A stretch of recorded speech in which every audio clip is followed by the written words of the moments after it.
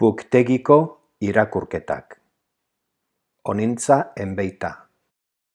Borobila. Bapatean konturatu naiz ez zaidala niri bakarri gertatu.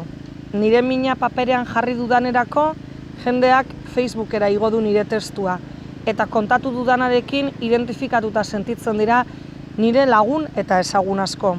Bapatean konturatu naiz jarrera sozial bat esplikatu dudala anekdota soil bat kontatu beharrean. Eta bapatean pultsua askartu zait, neure buruarekin haserretzeraino.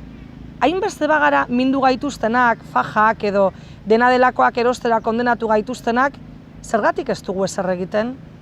Esaten dugu gauden moduan ere erakargarriak eta ederra garela, baina gehienak dirutza gastatuko dugu dietetan.